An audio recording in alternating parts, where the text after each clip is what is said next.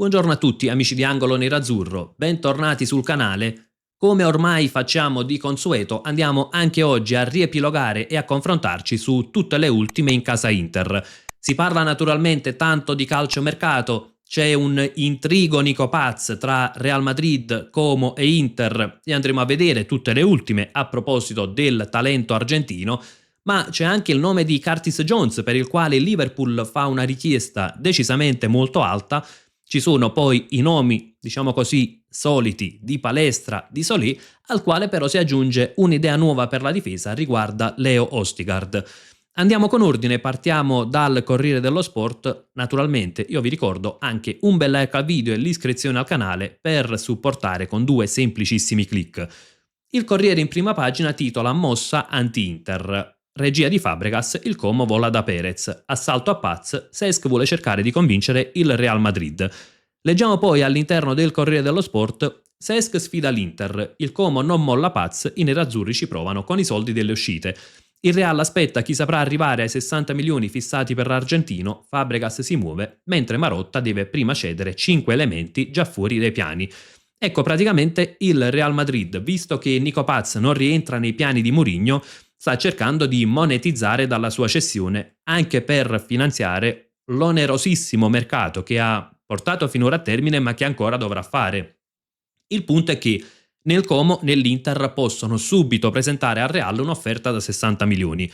Il Como quindi sta cercando di convincere la dirigenza del Real Madrid a lasciare l'accordo in essere, e quindi con Nico Paz che rimarrebbe al Como ancora un altro anno, e poi ecco nel 2027 il Real potrà attivare la recompra a 11 milioni. Per cercare di convincerlo è previsto proprio un incontro tra i dirigenti del Real Madrid e del DS del Como. L'Inter invece perché non può offrire 60 milioni? Cosa che non può fare neanche il Como, non per le disponibilità economiche che naturalmente sono praticamente quasi illimitate degli Artono, ma per rispettare il fair play finanziario, quindi non può investire 60 milioni su un singolo calciatore. L'Inter invece, prima di fare un investimento, deve fare delle cessioni. Come abbiamo visto nei giorni scorsi, è possibile il sogno Nico Paz, a patto però che ci sia quantomeno la cessione degli esuberi, quindi i vari Frattesi, Aslani, Pavard, uno tra Luis Enrique e Diouf. A questo punto ci sarà probabilmente anche la cessione di Akin Zammiro, che tornerà dal prestito al Pisa, che voleva riscattarlo ma insomma non ha avuto l'ok dalla Lega sulle garanzie dell'operazione. Quindi ecco, chiaramente l'Inter deve fare prima delle cessioni per poi avanzare un'offerta per Nico Paz. A meno che, ecco, tra le cessioni non rientri anche Aleksandar Stankovic, che però naturalmente non è un esubero ad oggi. E quindi, ecco, è una situazione, un po' un intrigo possiamo definirlo. In primis dovrà essere definita la situazione tra Real Madrid e Como, soltanto successivamente potrebbe inserirsi l'Inter. Non è escluso però che l'incontro che hanno avuto Marotta e Florentino Perez praticamente 10 giorni fa, quando c'è stato l'incontro tra le vecchie glorie del Real Madrid e dell'Inter, possa aver in qualche modo aperto uno spiraglio per l'affare, perché magari ecco il Real Madrid sa che c'è un club già interessato a Nico Paz e sa che quindi può procedere a monetizzare dalla sua cessione, e quindi è chiaro che questo può cambiare un po' l'atteggiamento del Real anche nei confronti del Como. Ad oggi l'Inter deve soltanto attendere, sia perché non può già presentare un'offerta, deve prima essere definita la situazione tra Real Madrid e Como, sia perché, come detto, ha bisogno prima di fare degli introiti per poi affondare il colpo. Naturalmente Nico Paz rappresenterebbe il grande colpo dell'estate nerazzurra, rappresenterebbe anche un cambio nel modo di giocare, che sia poi un nuovo sistema di gioco o un continuo del 3-5-2, comunque cambierebbe qualcosa, perché Nico Paz è un calciatore completamente diverso a tutti gli altri nella rosa dell'Inter. Potrebbe essere schierato da mezzala, sicuramente, ma sarebbe una mezzala molto offensiva, un calciatore da far giocare principalmente nella metà campo avversaria, così come potrebbe essere schierato direttamente sulla tre quarti e passare a quel 3-4-2-1 che già l'anno scorso era un po' nei pensieri di Chivu, già l'anno scorso se ne era vociferato quando c'era l'occasione per Lookman. Chiaramente io solitamente non sono tanto per gli stravolgimenti del sistema di gioco, però ieri abbiamo visto che Nico Paz è un calciatore che aiuta tanto nella fase di non possesso, ha ottimi numeri anche per quanto riguarda il recupero del pallone, quindi chiaramente un calciatore che potrebbe comunque aiutare a dare equilibrio, seppur più offensivo rispetto per esempio alle altre mezze ali che sono attualmente in rosa. Ad oggi però, come detto, sono dei discorsi ipotetici perché va prima definita la situazione tra Real Madrid e Como e solo dopo l'Inter potrà iniziare a lavorare sull'affare Nico Paz. Proseguiamo anche con gli altri articoli di giornata perché ecco, Tutto Sport parla anche di un qualcosa che ecco una riflessione che potrebbe comunque cambiare la scelta del calciatore, perché leggiamo infatti Paz l'assist di Lautaro, poi dopo arriviamo su Jones, in alto leggiamo non c'è solo Zanetti, anche il capitano è in pressing su Nico nel ritiro dell'Argentina. Ecco, Nico Paz naturalmente conta tanto anche la sua idea e quindi ciò che vuole fare il calciatore, preferirebbe rimanere a Como. Nel momento in cui però tra Real e Como non si trova una soluzione, è chiaro che l'Inter potrebbe essere comunque un'ottima alternativa e su questo vanno ad incidere sia il pressing fatto da Zanetti praticamente da un anno, cosa che aveva anche un po' indispettito Fabregas, sia ovviamente dei discorsi che possono nascere nel ritiro dell'Argentina dove appunto è insieme a Lautaro Martinez. I due sono anche amici fuori dal campo da quanto viene riportato. Ecco, è una situazione che potrebbe comunque cambiare l'idea di Nico Paz. Faccio un esempio, ricordiamo nel 2002 quanto incisero i brasiliani del Real Madrid nella scelta di Ronaldo nel lasciare l'Inter. Questo non significa che quindi c'è Lautaro, automaticamente Nico Paz decide di andare all'Inter, però può essere un fattore. Tra l'altro anche il calciatore in questo momento al Como sa che comunque andando all'Inter sarebbe tra le stelle della squadra, sarebbe un protagonista, non sarebbe uno dei tanti come a Madrid. Sono tutte situazioni che possono aiutare nell'affare.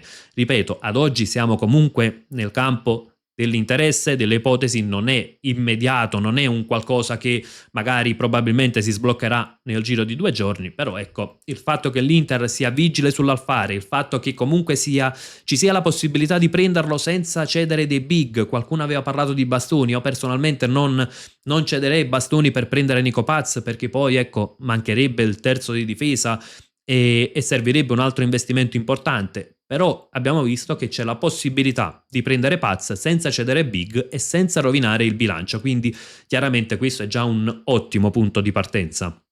Proseguiamo invece poi sull'altro nome, rimanendo su Tutto Sport, leggiamo Jones, altro no del Liverpool. Rilancio Inter a 25 milioni con i bonus, i Reds continuano a chiederne 10 di più. Newcastle piace Stankovic se va via Tonali. Su Jones scrive anche la Gazzetta dello Sport, leggiamo infatti Frattesi sblocca Jones, oltre il muro Reds l'Inter deve vendere per avere l'inglese. Il Liverpool aspetta il rilancio dei nerazzurri, ma il club ha prima la necessità di fare cassa. Ecco, praticamente, come è stato riportato anche nella giornata di ieri, come è stato riportato anche dal giornalista Fabrizio Romano, l'Inter avrebbe fatto un'offerta informale al Liverpool di 25 milioni. Dalla stampa britannica riportano addirittura di un Liverpool indispettito dall'offerta, che chiederebbe una cifra vicina ai 40 milioni di euro. Fabrizio Romano parlava di una cifra di oltre 30 milioni a cui aggiungere bonus percentuale sulla futura rivendita, quindi insomma una richiesta molto alta se calcoliamo che il calciatore va in scadenza tra 12 mesi. Ecco, è una richiesta che secondo me avrebbe poco senso. Oggi l'Inter con la cessione di Frattesi potrebbe anche affondare il colpo per Jones. Su Frattesi c'è il Nottingham che aspetta di cedere Elliot Anderson, tra l'altro per una cifra di circa 130 milioni, dopodiché potrà anche accontentare l'Inter sulla richiesta di 30 milioni per Frattesi, però anche facendo questo introito, personalmente ritengo la richiesta per Curtis Jones troppo alta e un prezzo che io non pagherei per un calciatore che va in scadenza tra 12 mesi e soprattutto per un reparto che in questo momento è al completo dal punto di vista numerico, perché l'Inter non ha necessità di un altro centrocampista. È vero, Jones porterebbe delle caratteristiche diverse, porterebbe comunque qualità, porterebbe un'intensità, ma l'Inter ad oggi ha priorità in altri ruoli. Ha priorità a chiudere l'affare palestra, ha priorità a prendere 2 difensori, di cui uno sarà probabilmente Solé, ma non ha necessità di prendere un altro centrocampista. È per questo che io valuterei bene la situazione Curtis Jones, non arriverei ad una cifra vicina ai 40 milioni, a maggior ragione se dovesse poi sbloccarsi l'affare Nico Paz. A quel punto davvero Jones non servirebbe più praticamente. Andiamo anche, ecco, a valutare un altro aspetto, tornando su Tutto Sport. Newcastle piace Stankovic se va via Tonali. Su Tonali c'è il Tottenham, possono arrivare all'accordo le due squadre, il Newcastle potrebbe puntare Stankovic. Io, come ho detto più volte, Stankovic a 40 milioni, che sarebbe la base d'asta, non lo cederei, per il semplice fatto che è un calciatore che può rappresentare il futuro, che ha buone qualità tecniche, buone qualità anche nella fase di recupero palla, anche dal punto di vista delle statistiche, addirittura statistiche migliori di Çalhanoğlu sotto quell'aspetto. Quindi chiaramente è un calciatore che può essere completo, è un ottimo centrocampista, può rappresentare il futuro. Ad oggi non dico che valga più di 40 milioni, potrebbe anche valerli per il mercato attuale, ma ok, 40 milioni può essere anche una cifra congrua. Il fatto è che se l'Inter ragiona in prospettiva, ecco il prossimo anno Stankovic, se dovesse confermare le premesse che ha fatto vedere al Bruges, potrebbe essere considerato praticamente al pari dei titolari o addirittura un titolare, quindi alla luce di questo io non mi priverei di un centrocampista che è cresciuto nell'Inter, che ha fatto vedere delle cose buone, che diventa poi ottimo anche per quanto riguarda la questione delle liste dei calciatori cresciuti in casa. Ecco, non lo cederei per andare per esempio a puntare Curtis Jones. Proseguiamo anche con gli altri articoli di giornata e leggiamo: palestra per Chivu, firme in pochi giorni, continui i contatti tra Inter e Atalanta, OH3 investirà più di 50 milioni di euro. L'esterno ha scelto l'Inter da tempo, in settimana l'affare si può chiudere. E a proposito di affari, ecco, imminenti, leggiamo poi su Tutto Sport: palestra Provedella e Solì, 3 botti per Chivu, nuovo incontro con l'Atalanta per l'esterno, allo studio una percentuale sulla rivendita. Praticamente questi sono poi i giorni di palestra, possiamo definirli. L'affare tra domani o al massimo questa settimana potrebbe avere la fumata bianca definitiva, si ragiona soltanto sui bonus e sulla percentuale della futura rivendita, però insomma non è un affare che ad oggi possiamo considerare a rischio, ci sono dei dettagli da limare, ma tutte le parti vogliono arrivare ad una conclusione positiva dell'affare. C'è poi il nome di Provedel, che andrà praticamente solo formalizzato quell'affare, perché già c'è l'accordo con la Lazio, col calciatore, bisogna soltanto formalizzarlo e poi passare alle firme. E c'è il nome di Solì, che è un calciatore che comunque ormai è molto vicino, c'è una distanza di pochi milioni, distanza colmabile con l'Udinese. Ecco, ieri anche Sky Sport riportava che c'è stata un'accelerata sul fronte Solì. Insomma, tutto porta a pensare che anche lì si possa trovare una buona riuscita dell'affare. Tra l'altro, a facilitare l'affare, come abbiamo visto anche nei giorni scorsi, come è stato riportato da più testate, c'è la formula che stanno trovando Inter e Udinese, un prestito oneroso con obbligo di riscatto che scatterà il prossimo anno, magari tipo al primo punto conquistato a febbraio 2027. Questo sposterà poi il riscatto di Solé sul prossimo bilancio e questo ovviamente è un qualcosa che facilita l'Inter nel chiudere l'operazione adesso e nell'avere liquidità anche per puntare ad altri obiettivi. Arriviamo all'ultimo nome che è stato accostato all'Inter, è quello di Leo Ostigard, difensore del Genoa. Ecco, il costo non viene riportato, ma non sarebbe un costo elevatissimo, potrebbe essere secondo me una buona alternativa. È ovviamente un nome subordinato alla partenza di De Vrij, che ha un'offerta da 3 milioni netti per 2 anni dal Panathinaikos e potrebbe scegliere di approdare in Grecia. L'Inter, per convincere l'olandese, dovrebbe quantomeno pareggiare questo ingaggio, anche per un solo anno, ma proporgli comunque un ingaggio simile. Visto che comunque l'obiettivo era quello di rinnovare a cifre decisamente più basse, è molto probabile che De Vrij vada via. E quindi Ostigard potrebbe essere un'alternativa. A proposito di Ostigard, ecco, avevo preso anche delle statistiche nel paragone con Acerbi. Ecco, vediamo, Ostigard più che De Vrij potrebbe essere paragonato proprio ad Acerbi per diversi aspetti. Per esempio, vediamo percentuale di duelli aerei, duelli difensivi, la percentuale di duelli difensivi vinti anche leggermente superiore rispetto ad Acerbi, passaggi progressivi, poi perde qualcosa nei passaggi in generale, nelle conduzioni. Però insomma, secondo me, Ostigard, se deve arrivare per fare la riserva a basso costo, non è un cattivo affare. Ecco, per esempio, possiamo trovare alcune similitudini con Acerbi nella aggressività, nella capacità di essere in marcatura, nella capacità di far valere il suo fisico. Forse perde qualcosa dal punto di vista della lettura difensiva, della leadership, della guida della linea difensiva. Però insomma è sicuramente un calciatore interessante. Tra l'altro, ecco, come vediamo proprio qui c'è il paragone. È un calciatore comunque relativamente giovane, parliamo di un calciatore di 26 anni, dal costo limitato, ribadisco, non sarebbe un titolare per aumentare la qualità della difesa, ma secondo me una riserva che potrebbe essere affidabile sia da centrale sia da terzo di difesa. Non sarà un nome che scalda particolarmente i tifosi, però può essere quel nome funzionale. Io non escluderei neanche un'altra soluzione, alla luce di quanto abbiamo appena visto. Per Curtis Jones il Liverpool chiede quasi 40 milioni, quindi diciamo che è una cifra che secondo me sarebbe ingiustificata per il calciatore. A centrocampo l'Inter è al completo, perché ad oggi comunque ha Barella, Çalhanoğlu, Zielinski, Sušić, Stankovic, Mkhitaryan, Massolen.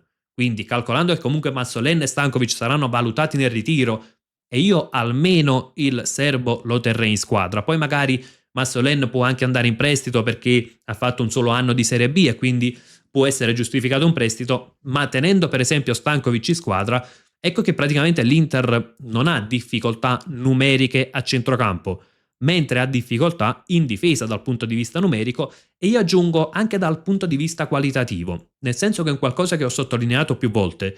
Akanji da centrale di difesa non è nella sua posizione ideale.